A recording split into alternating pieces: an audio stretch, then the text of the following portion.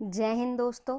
स्वागत है आपका फिजिकल 26 यूट्यूब चैनल पे। आई होप कि आप लोगों की तैयारी बहुत ही बढ़िया चल रही होगी। तो बिना किसी देरी के आज हम शुरू करते हैं अपना लेक्चर, जो है एडेप्टेशंस इन एनिमल्स। ये आपके सिलेबस में दे रखा है, यूपी जूनियर टीचर के सिलेबस में।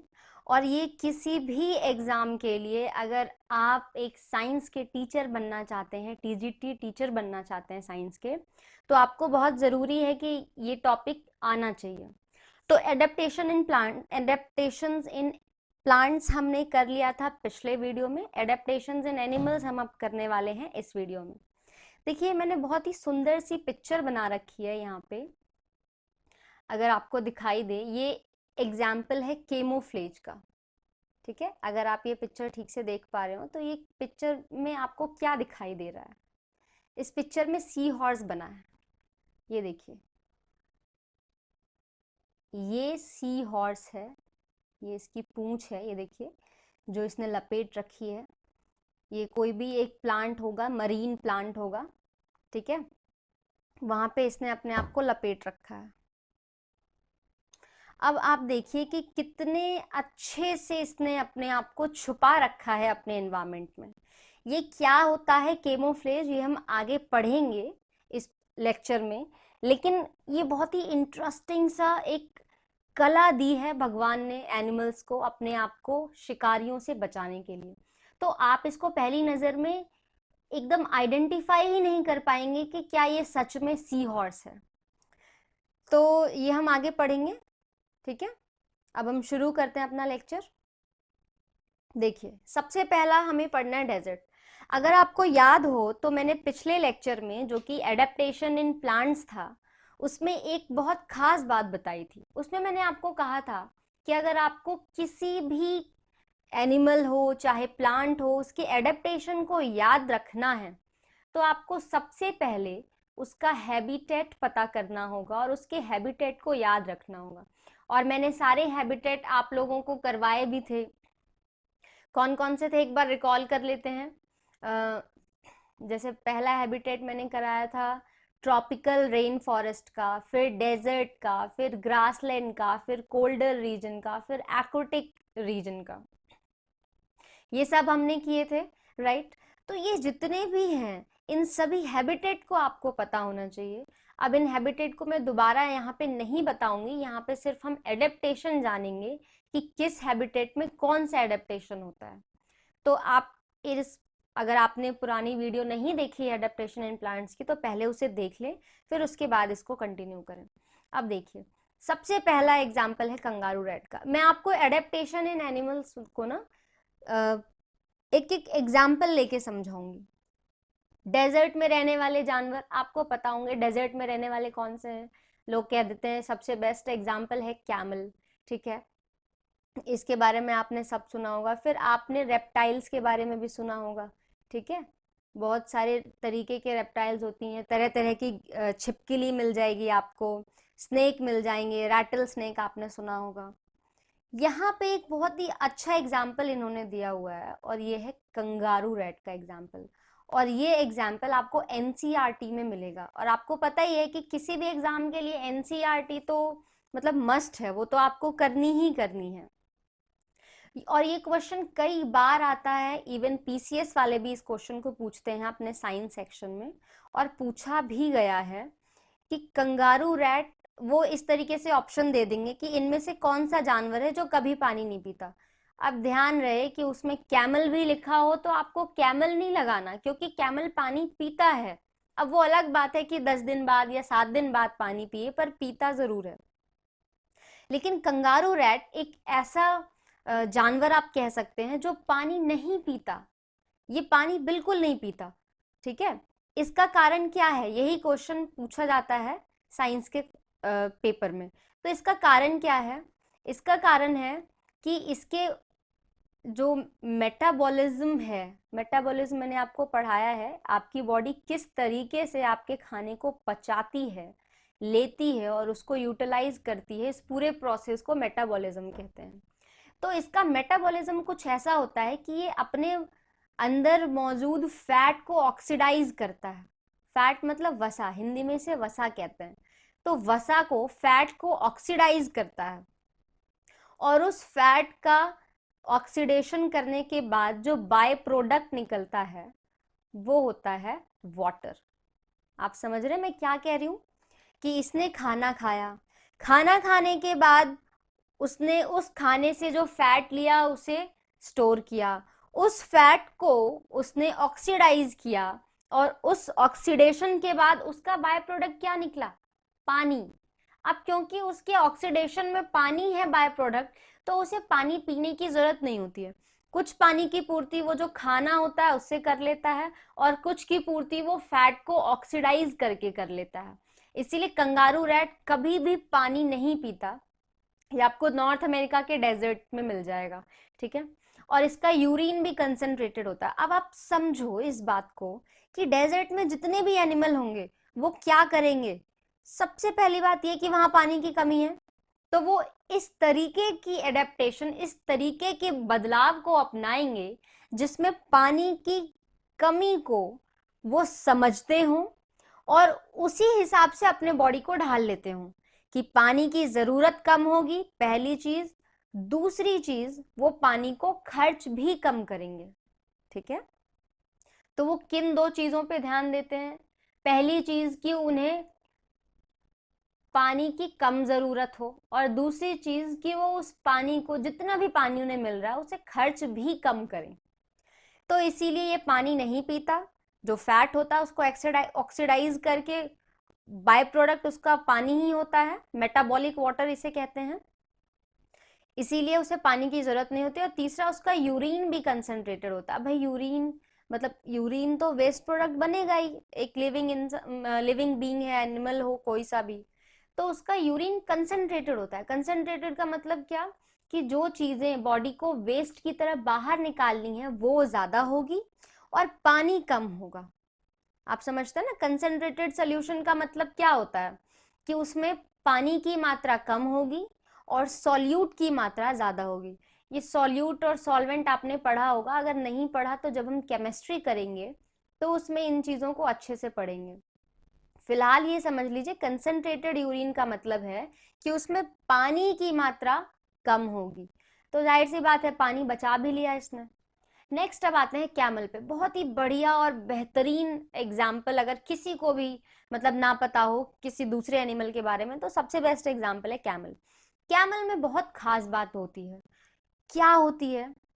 सबसे पहली बात है कि उनके पैर जो होते हैं वो लंबे होते हैं। लंबे का मतलब क्या? कि सपोज यहाँ पे ये सैंड है, ठीक है। अब ये कैमल ऐसे चल रहा है, तो कैमल की जो बॉडी है, ये बॉडी इन लंबे लंबे पैरों के होने के कारण रेत से काफी ऊंचाई पे होती है। अब आपको पता है ना कि रेगिस्तान में या कहीं भी रेत बहुत जल्दी गर्म होती है और बहुत जल्दी ठंडी भी होती है। तो दोपहर में अगर ये रेत बहुत बहुत बहुत गर्म हो गई और वो कैमल की बॉडी यहाँ ना हो कि यहाँ हो, मान लो उनके पैर छोटे हों और उनकी बॉडी यहाँ पे आ रही हो, तो ये हीट रिफ्लेक्शन से बहुत ज्यादा गर्मी लगेगी उन्हें। इसीलिए नेचर ने क्या किया, एक इस तरीके से बदलाव किया उनकी बॉडी में कि उनकी बॉडी एकदम ऊंचाई पे हो, इसीलिए उनके पैर जो होते हैं वो लंबे होते हैं, ठीक है। दूसरी चीज, जैसा कंगारू रैट में होता है, इनका भी यूरिन बहुत कंसंट्रेटेड होता है। तीसरा, ये भी फैट को यूटिलाइज करते हैं। अब मैं बताऊंगी कि इनके बारे में मिथ क्या है। देखिए, मिथ का मतलब होता है कि झूठी धारणा किसी चीज की। तो लोग ये कह देते हैं कि जो कैमल में हम्प होता है, मतलब जो कुबड़ आप कह सकते हैं, उसका ऊपर से आपको दिखाई देता है उठा हुआ पोर्शन, हम्प जिसे कहते हैं, तो लोग ये कहते हैं कि उसमें वो पानी स्टोर करके रखता है। नहीं, ऐसा नहीं है। उसमें उसका फैट स्टोर रहता है जिसको ऑक्सीडाइज करके वो कंगारू रैट की तरह पानी बनाता है। दूसरी चीज, ये स्वेट नहीं करता, और करता भी होगा तो बहुत बहुत बहुत कम मात्रा में, तो आप उसे स्वेट कह नहीं सकते। जैसे इंसानों में पसीना आता है बहुत, वैसे कैमल में नहीं होता। दूसरा, उनकी आई लैशेज बहुत मोटी होती है। अब आप कहोगे कि आपने ये मतलब आई लैशेज का क्या मतलब है यहाँ? देखिए, क्योंकि हम एडेप्टेशन पढ़ रहे हैं तो हमें चीजों को अच्छे से समझना चाहिए। आई लैशेज आपको पता है ना, जैसे ये आपकी आंखें हैं, तो ये जो होती है ना पलक, आंखों की पलकें आप जिसे कहते हैं, इसे आई लैशेस कहते हैं, ठीक है। ये आई लैशेज इनकी बहुत मोटी होती हैं। इसका कारण मतलब बहुत घनी और मोटी होती हैं, बाल भी इनके आई लैशेज के बहुत लंबे होते हैं। इसका कारण क्या है? इसका कारण ये है कि वहां पे आपको पता होगा बहुत रेतीली, मतलब आंधियां चलती हैं, रेत की आंधियां चलती हैं। तो ये आंखों को रेत से प्रोटेक्शन देता है। इसीलिए इनका बदलाव इतने अच्छे तरीके से किया गया है, इनके शरीर का बदलाव, कि इन्हें उस रेत की आंधी से मतलब बचाया जा सके। तो आपको ये समझ आ गया कैमल में क्या क्या चीजें होती हैं। नेक्स्ट है रोडेंट्स। रोडेंट्स आपको पता है, छोटे जैसे चूहा, खरगोश, इन सबको रोडेंट कहते हैं, ठीक है। ये क्या काम करते हैं? बरोइंग। बरोइंग बहुत इंपॉर्टेंट चीज है। बरोइंग का मतलब क्या होता है कि आप जैसे खोद खोद के बिल बना देना। आपने देखा होगा ना कि चूहों को वो खोद खोद के ऐसे, मतलब ऐसे अंदर अंदर अंदर अंदर सुरंग बना देते हैं, ठीक है। तो एक तो वो बरोइंग का काम करते हैं ताकि दिन की धूप से वो बच सके, और दूसरा वो नॉक्टर्नल होते हैं। नॉक्टर्नल शब्द का मतलब होता है, नॉक्टर्नल शब्द का मतलब क्या होता है कि जो रात के टाइम निकलते हैं, रात के टाइम अपना काम करते हैं और दिन के टाइम आराम करते हैं, उन्हें हम क्या कहते हैं? उन्हें हम कहते हैं नॉक्टर्नल, राइट। तो ये आपको समझ आ गया। नेक्स्ट है लिजर्ड्स। अब इनके बारे में समझो, ये बड़ी अच्छी बात है लिजर्ड्स की। देखो, लिजर्ड्स में क्या होता है? लिजर्ड का मतलब ये नहीं है कि सिर्फ घर की छिपकली। लिजर्ड मतलब रेप्टाइल की छिपकली की कैटेगरी, वो बड़ी भी हो सकती है, छोटी भी हो सकती है। रेगिस्तान में बहुत बहुत बड़ी लिजर्ड्स होती हैं। इनका काम क्या होता है? देखो, आप समझो, अगर आपने पढ़ा हो तो रेप्टाइल्स क्या करते हैं, ये कोल्ड ब्लडेड एनिमल होते हैं, ठीक है।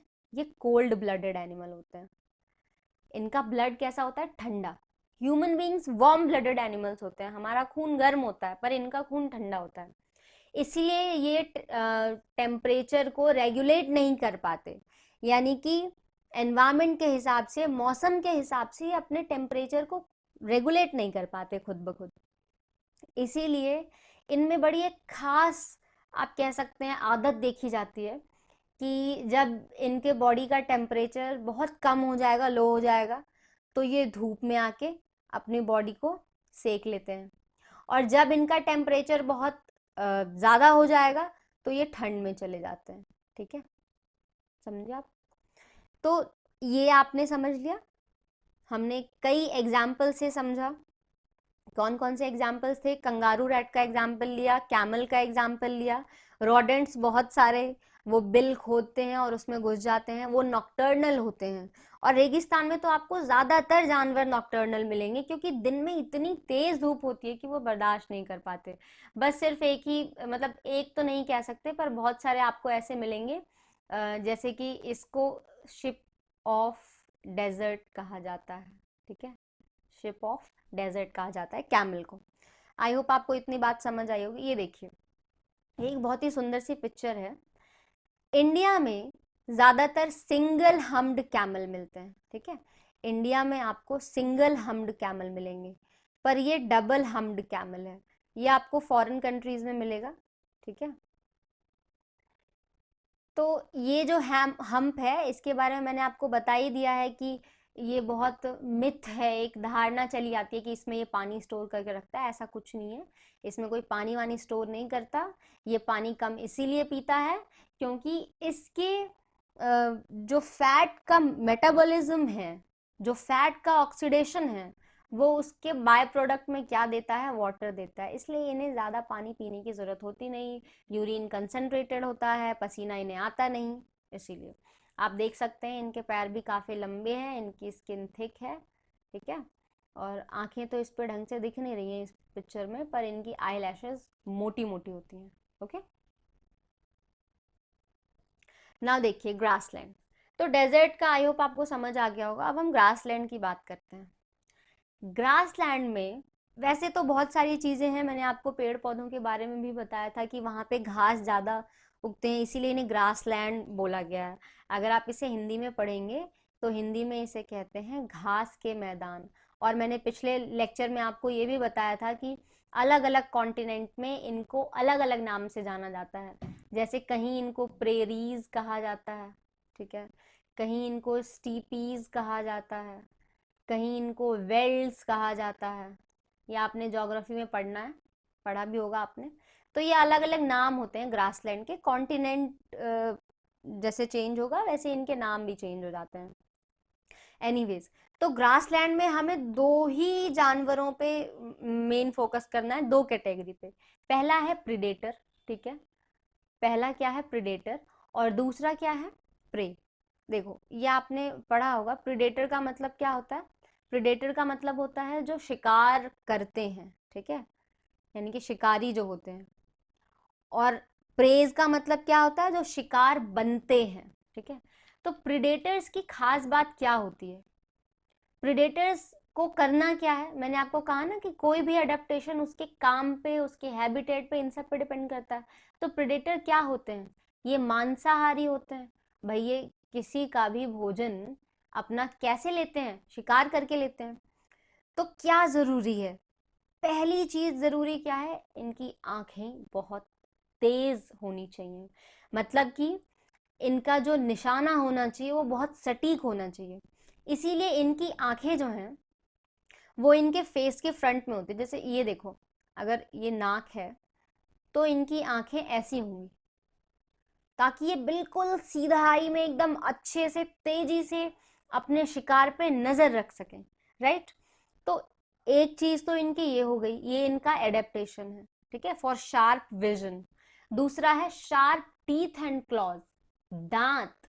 आपने पढ़ा होगा टाइप्स ऑफ टीथ में, सर ने पढ़ाया था, अभिषेक सर ने, इसी चैनल पे, कि आगे के जो दो होते हैं वो तो इंसीजर्स होते हैं, ठीक है। इनका काम क्या होता है? किसी चीज को बाइट करना। और ये जो दो होते हैं ना ऐसे पैने पैने से दांत, ये होते हैं कैनाइन। आपने शेर, चीता, बाघ इन सबको देखा होगा, इनके ये कैनाइन होते हैं और बहुत ही शार्प होते हैं। तो इन्हें मांस को फाड़ना है, इसी कारण से इनके जो ये दांत होते हैं वो बहुत शार्प होते हैं, एकदम तेज होते हैं।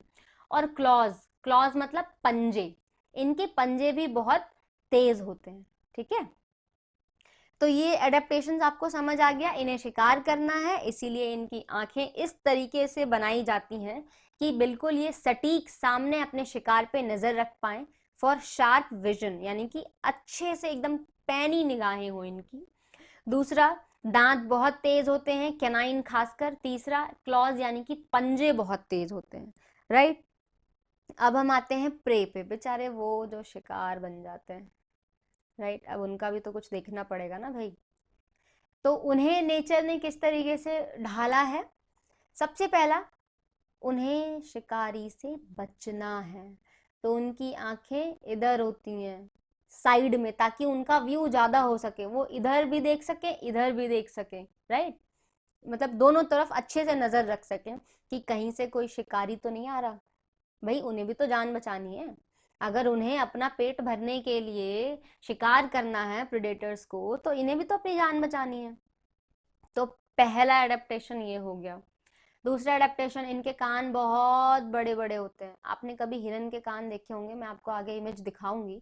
इनके कान बहुत बड़े बड़े होते हैं। इसका दो पर्पस होता है, एक तो ग्रासलैंड में गर्मी भी बहुत होती है, तो ज्यादा बड़े कान से हीट लॉस ज्यादा होती है, तो बॉडी को ठंडा रखने में मदद मिलती है। दूसरी चीज, ऑब्वियसली ये छोटी से छोटी आवाज को भी एकदम एम्पलीफाई कर सके इनके कान, ठीक है। इसीलिए अब इन्हें तो आहट पता चलनी चाहिए ना भाई, वरना तो ये मर जाएंगे। इनके शिकारियों की आहट इन्हें पता चलनी चाहिए, तो इसीलिए इनके कान बड़े होते हैं, ताकि वो छोटे से छोटे साउंड को एम्पलीफाई कर सकें। नेक्स्ट, इनके पैर भी लंबे होते हैं, लेकिन इसका कारण कैमल जैसा नहीं होता है। इसका कारण होता है कि इन्हें बहुत भागना होता है, बहुत तेज तेज तेज तेज भागना होता है। तो छोटे छोटे पैर क्या होंगे, बहुत छोटे छोटे कदम उठा पाएंगे, पर इनके पैर बहुत लंबे होते हैं, तो ये बहुत एक बार में ज्यादा डिस्टेंस ट्रेवल करके और तेजी से दौड़ सकते हैं। तो आई होप आपको ये समझ आ गया होगा कि इसमें क्या क्या एडेप्टेशंस हैं। तो अगर आपको याद करने का अच्छा तरीका यही है कि प्रेडेटर यानी कि शिकारी और प्रे यानी कि शिकार, इन दोनों का बस ध्यान रखिए। ये देखिए बड़ी सुंदर सी पिक्चर है, बेचारा कितना मासूम सा लग रहा है। ये इसकी नाक है, ऐसे समझो आप, ये इसकी नाक है। तो नाक से कितनी ज्यादा दूरी है, एक तो बड़ी बड़ी आंखें हैं, राइट। ऊपर से ये देखो कितनी दूरी पे इसकी आंखें हैं। तो ये इधर का पूरा व्यू देख सकता है, ये आंखें इधर की पूरी व्यू देख सकती हैं। तो भाई बचना तो है ना इन्हें अपनी शिकारी से। अब ये छोटा बच्चा है इसलिए शायद आपको इसके कान ज्यादा बड़े लगे ना, थोड़े से कट भी गए कान पिक्चर में। तो इसके कान बहुत बड़े होते हैं, राइट, ताकि ये अपने शिकारी की आहट को चुन सके। तो ये तो हो गया बेचारा प्रे, राइट, शिकार। अब इधर आओ आप, ये देखो हमारे शिकारी साहब, इसके पंजे देख रहे हो आप, कितने पैने पंजे हैं इसके, कितने ज्यादा पैने पंजे हैं, राइट। तो अब इनके पास कोई चाकू वगैरह तो होता नहीं है, तो अब क्या करेंगे, ये इन्हीं पंजों से फाड़ेंगे ना, और अपने कैनाइन से, कैनाइन तो इसमें दिख नहीं रहे इसके, तो इन्हीं पंजों से फाड़ेंगे अपने शिकार को, और कैनाइन से फाड़ेंगे इन दोनों की मदद से। अब इसकी आंखें देखिए, ये नाक है, आपको इसकी आंखें अंदर की तरफ दिखेंगी। इसकी आंखें देखिए, इसकी आंखें आपको बाहर की तरफ नजर आएंगी, बट इसकी आंखें अंदर की तरफ है, ठीक है। तो ये क्या है, ये है प्रेडेटर, राइट। अब देखिए नेक्स्ट आते हैं कोल्डर रीजन। कोल्डर रीजन क्या है, कोल्डर रीजन मतलब वही जहाँ पे ज़्यादा ठंड पड़ रही हो। तो वहाँ पे क्या क्या एडेप्टेशंस हैं, मैंने आपको अभी क्या बताया ग्रासलैंड में, कि अगर कान बड़े हों तो हीट लॉस ज़्यादा होती है, इसीलिए इनके कान जो हैं वो छोटे छोटे होते हैं, ठीक है। कान कैसे होते हैं उनके, छोटे छोटे होते हैं। दूसरा लिम्स, लिम्स मतलब वही चारों पैर इनके,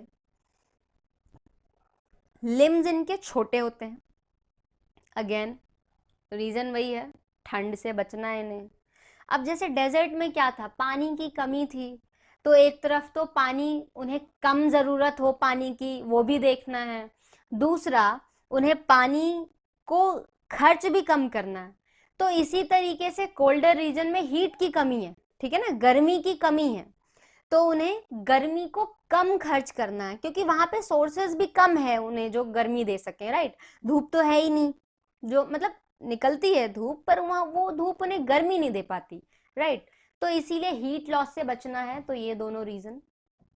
then thick layer of fat, चर्बी की बहुत मोटी परत होती है, राइट। चर्बी की परत बहुत ही मोटी होती है, उसको हम कहते हैं ब्लबर, ठीक है। तो ये भी एक एडेप्टेशन है।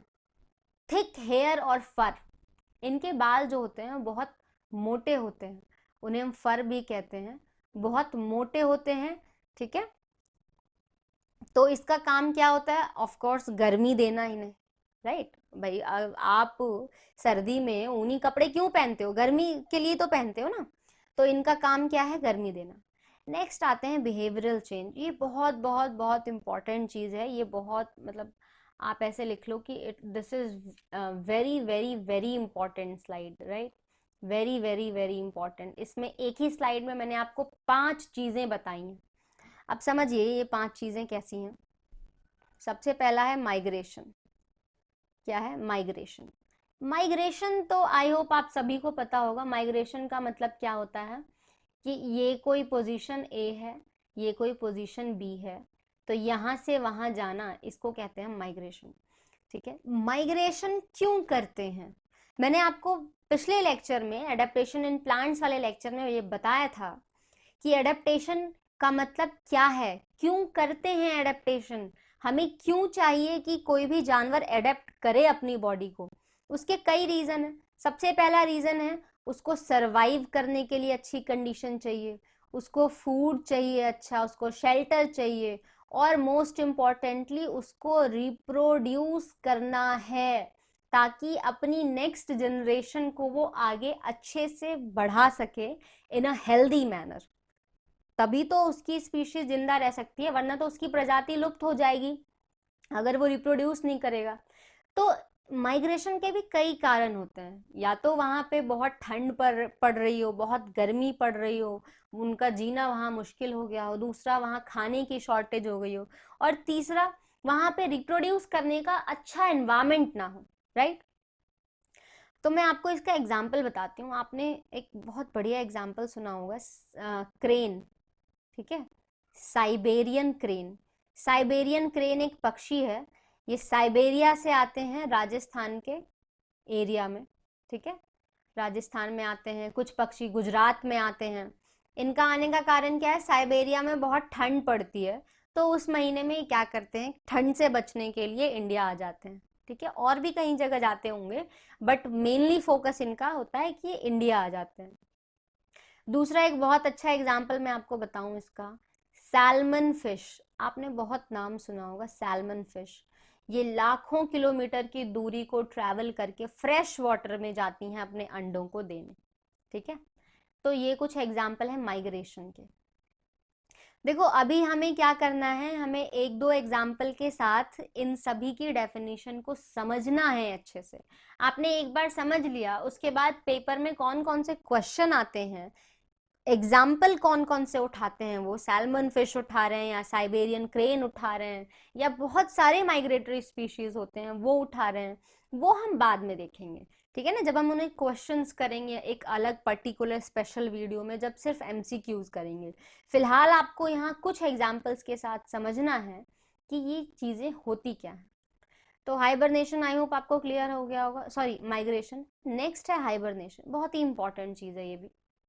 देखिए समझते हैं, हाइबरनेशन का मतलब क्या है, लॉन्ग स्लीप, ठीक है। लॉन्ग स्लीप का मतलब ये है, इसका मैं एक एग्जाम्पल से आपको समझाती हूँ। इसका एग्जाम्पल, बेस्ट एग्जाम्पल है पोलर बियर या किसी भी तरीके का बियर, सिर्फ पोलर बियर नहीं, किसी भी तरीके का बियर। पोलर बियर का एग्जाम्पल मैंने इसलिए लिया क्योंकि आपको समझ ज्यादा अच्छे से आएगा। देखो पोलर बियर कहाँ रहता है आपको पता ही है, ठीक है ना, आर्कटिक रीजन में रहते हैं पोलर बियर्स। तो इसमें क्या है, वहां पे बहुत ठंड पड़ती है, ठीक है ना, एक्सट्रीम कोल्ड पड़ती है वहां पे। तो ये लोग क्या करते हैं कि जब ज्यादा ठंड का मौसम होता है, वैसे तो वहां पे हमेशा ठंड रहती है, पर जब वहां पे वहां के हिसाब से मैं गर्मी की बात कर रही हूँ, जब वहां पे समर सीजन आता है, ठीक है, तो ये बढ़िया से खाना वाना खा के एकदम मस्त सेट होके, एकदम बहुत ज्यादा हाई कैलोरी वाला, हाई फैट वाला खाना खा लेते हैं और ये लॉन्ग स्लीप में चले जाते हैं, ठीक है। सर्दियों के दौरान, गर्मियों में ये बढ़िया से पेट भरते हैं और सर्दियों के दौरान ये आराम से कहाँ चले जाते हैं, लॉन्ग स्लीप में चले जाते हैं, जिसे हम क्या कहते हैं, हाइबरनेशन। उस दौरान इनका मेटाबॉलिज्म बहुत ही लो हो जाता है। मैंने आपको कहा ना कि भाई इन्हें चाहिए, मतलब जैसा हैबिटेट है उसी हिसाब से काम किया जाता है। इन्हें चाहिए गर्मी और ठंड से बचना भी है, भाई 7-8 महीने उठने वाले हैं नहीं है, ठीक है। तो इनका मेटाबॉलिज्म बहुत रिड्यूस हो जाता है। अब आप कहोगे कि वॉशरूम जाना होगा उन्हें, तो इसीलिए मेटाबॉलिज्म इनका इतना कम हो जाता है कि इन्हें वॉशरूम जाने की भी जरूरत नहीं पड़ती है, ये आराम से मस्त सोए पड़े होते हैं। आपको देख के लगेगा कि इनमें जान ही नहीं है, ऐसा इसलिए होता है क्योंकि इनका मेटाबॉलिज्म बहुत स्लो हो जाता है। तो आई होप आपको हाइबरनेशन भी समझ आ गया। नेक्स्ट है एस्टिवेशन, ये कई बार पूछा जाता है और बच्चों को सिर्फ हाइबरनेशन, वो माइग्रेशन और हाइबरनेशन दो ही चीजें पढ़ के चले जाते हैं, फिर वो कहते हैं कि ये तो पता नहीं कहाँ से दे दिया। एस्टिवेशन, ठीक है, एस्टिवेशन बहुत इंपॉर्टेंट चीज है, हालांकि इसमें कुछ खास नहीं है भाई। हाइबरनेशन विंटर के दौरान, सर्दियों के दौरान लिया जाने वाला लॉन्ग स्लीप है और ये गर्मियों के दौरान लिया जाने वाला लॉन्ग स्लीप है, दैट्स इट। और कुछ नहीं है इसमें, चीजें वही है, इसमें भी मेटाबॉलिज्म स्लो हो जाएगा, इसमें भी वो एकदम कोटा पूरा करके अपना सोने जाते हैं, राइट। तो आई होप कि एस्टिवेशन में तो कोई दिक्कत ही नहीं हुई होगी, बस ये वर्ड आपको जानना जरूरी। कभी कभी ऐसा होता है ना कि क्वेश्चन तो बहुत इजी होता है, लेकिन क्योंकि वो वर्ड हमने पहली बार सुना होता है तो हमें लगता है कि ओ माय गॉड कितना हार्ड था। नेक्स्ट है camouflage, this is very important, very very important. और ये जो केमोफ्लेज और मिमिक्री जो है ना, ये आपको देख के लगेगा कि भाई साहब नेचर ने भी क्या चीजें बनाई हैं, राइट। मतलब क्या बात है नेचर में कि इतनी बढ़िया बढ़िया चीजें बना रखी हैं। केमोफ्लेज का मतलब समझते हैं। केमोफ्लेज का मतलब होता है छुपाना, अपने आप को एनवायरमेंट में छुपाना। किससे छुपाएंगे, ऑब्वियसली शिकारी से छिपाएंगे, राइट। अपने आप को शिकारी से छुपाना, प्रेडेटर्स से छुपाना ही केमोफ्लेज कहलाता है। जरूरी नहीं है कि ये हर केस में प्रेडेटर से ही छिपे। फॉर एग्जाम्पल, आपने कभी देखा हो चीता को घात लगाते हुए, कभी डिस्कवरी वगैरह अगर आपने देखा हो टाइगर को घात लगाते हुए, एकदम चीता को, टाइगर को, और भी जो स्पीशीज होती हैं, है ना, लेपर्ड, ये सब, तो ये क्या करते हैं, ये ऐसे अपने आप को घासों के बीच में, मतलब ऐसे बड़े बड़े बड़े बड़े घास होते हैं, पीले कलर के तो घास होते ही हैं, इनका भी खुद का कलर बॉडी का ऐसा ही होता है, तो ये इस तरीके से अपने आप को छिपा लेते हैं कि जो शिकार होता है उसे पता ही नहीं चलता कि मेरे पीछे कौन खड़ा है, ठीक है। तो ऐसा मतलब जरूरी नहीं है कि सिर्फ शिकारी से बचने के लिए ही, कभी कभी शिकार करने के लिए भी वो अपने आप को छुपा लेते हैं। नेक्स्ट है मिमिक्री। मतलब ये इतनी बेहतरीन चीज है, अभी मैं आपको पिक्चर दिखाऊंगी तो आप कहोगे कि मतलब वाकई में क्या टैलेंट है। मिमिक्री का मतलब है, आपने कॉमेडी शोज में देखा होगा, मिमिक्री का मतलब है कि वो किसी एक एक्टर का उठा लिया, किसी भी एक्टर का नाम ले लो आप, एक्टर को उठा लिया, एक्टर का नाम उठा लिया और फिर उसकी वो कॉपी करते हैं, राइट। यही होता है मिमिक्री में, कॉमेडी शोज में यही होता है। एक्चुअली एनिमल किंगडम में भी ये यही करते हैं। ये क्या करते हैं, दूसरे जानवर की तरह अपने आप को बना लेते हैं, राइट, ताकि ये शिकारी से बच सकें, राइट, शिकारी से बच सकें। अगेन दोनों चीज, शिकार करने के लिए भी, शिकार को लुभाने के लिए भी, और शिकारी से बचने के लिए भी। तो ये समझ आ गया। मतलब मैंने देखो, मैंने आपको पिछले वीडियो में भी बताया था, नोट्स आप ऐसे बनाओ कि जस्ट बिल्कुल एकदम सिंपल हो वो नोट्स, ठीक है, कि आप जब रिवाइज करो तो आपको क्विक याद आ जाए, ओ ये था। और मैंने आपको बताया ही है कि बायो एक ऐसी चीज है जिसमें आपको, मतलब अगर आपने इमेजेस देख ली ना, इमेजेस, इन्हें याद रखो आप, तो वो चीजें दिमाग में छप जाती हैं। अब जैसे मैं आपको इमेज दिखाऊंगी अभी मिमिक्री की और केमोफ्लेज की, तो आप कहोगे कि वाह क्या बात है। ओके, नाउ सी, इस पेड़ में कुछ नजर आ रहा है आपको? बहुत बच्चों को नजर भी आ गया होगा। मैं लिख देती हूँ यहाँ पे, ये है केमोफ्लेज,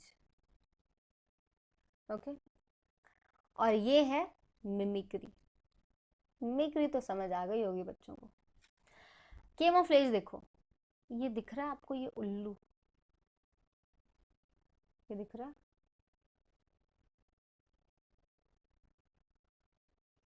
अब दिख रहा होगा आपको, ये दो आंखें हैं इसकी, ये इसके कान है, देखा होगा ना, अगर आपने हैरी पॉटर देखी हो तो उल्लू से काफी परिचित होंगे आप, ठीक है। ये इसके यहाँ से ये पूंछ टाइप जा रही है। अब आप देखो इसने अपने आप को कितनी बेहतरीन तरीके से छुपाया है इस पेड़ में, कि इसका कोई शिकार आएगा या शिकारी आएगा, उन दोनों को मात दे सकता है ये, राइट। मतलब कोई पहचान नहीं पाएगा कि हाँ यहाँ पे उल्लू है बैठा हुआ, समझ रहे हैं आप। तो कितना बेहतरीन केमोफ्लेज है, राइट। आप ये देखिए, ये देखने से सांप लग रहा है आपको? आई होप आपको लग रहा होगा। आप नेट पे जाओगे ना तो आपको ऐसे हजार तरीके की फोटोज मिल जाएंगी जो मिमिक्री और केमोफ्लेज की होंगी। तो आई होप कि आप ये समझ पा रहे होंगे कि इसने ये बनाया क्यों, ये इसकी आंखें हैं, या आपको एक स्नेक लग रहा होगा, ये इसका मुंह, राइट, और ये ऐसे, ये एक्चुअली में क्या है दिख ही रहा होगा आपको, ये एक बटरफ्लाई है। तो इतना पोर्शन तो ये कहीं छुपा लेगी पत्ते के नीचे एंड ऑल दैट, कहीं भी। और ये तो भैया, ये देख के तो इसका कोई शिकार, सॉरी शिकारी जो होगा, वो तो ये कहेगा कि अरे यार जल्दी भागो यहाँ से, जल्दी भाग जाओ बस, ठीक है। तो ये मिमिक्री का कितना बेस्ट एग्जाम्पल है, और ये केमोफ्लेज का कितना बेस्ट एग्जाम्पल है। तो केमोफ्लेज का याद है आपको, एक एग्जाम्पल मैंने आपको फर्स्ट स्लाइड में दिया था, वो भी मैं आपको बाद में दिखा दूंगी, ठीक है। तो इस तरीके से हमारा लेक्चर होता है ख़त्म। एक बार रिवाइज कर लेते हैं फटाफट क्या पढ़ा हमने। हमने पढ़ा एडेप्टेशन इन प्लांट्स, उसमें से सबसे पहले हमने क्या पढ़ा? सबसे पहले हमने पढ़ा डेजर्ट में। डेजर्ट में कौन कौन सी चीज़ें थी? डेजर्ट में सबसे पहला हमने किसका एग्जाम्पल लिया? कैंगारू रैट का एग्जाम्पल लिया, ठीक है। उसके बाद किसका एग्जाम्पल लिया हमने? कैमल का एग्जाम्पल लिया। देन बहुत सारे रोडेंट्स का एग्जाम्पल लिया, वो बरोइंग करते हैं और फिर छुप जाते हैं अपने बिल में, और फिर नॉक्टर्नल होते हैं वो, राइट। उसके बाद हमने लिजर्ड्स का एग्जाम्पल लिया कि कैसे वो अपने बॉडी टेम्परेचर को मेंटेन रखते हैं। फिर हमने नेक्स्ट बात की ग्रासलैंड्स की। ग्रासलैंड्स में हमने दो चीज़ों की बात की। एक हमने बात की प्रेडेटर्स की, यानी कि शिकारियों की, उनके क्या अडेप्टेशंस हैं। दूसरे हमने बात की शिकार की, यानी कि प्रे के क्या क्या अडेप्टेशंस हैं, ठीक है। तीसरा हमने पढ़ा कोल्डर रीजन। कोल्डर रीजन में क्या क्या अडेप्टेशंस होते हैं, ठीक है। उनका थिक फर होता है, ब्लबर होता है, ये सब चीज़ें हमने पढ़ी, राइट।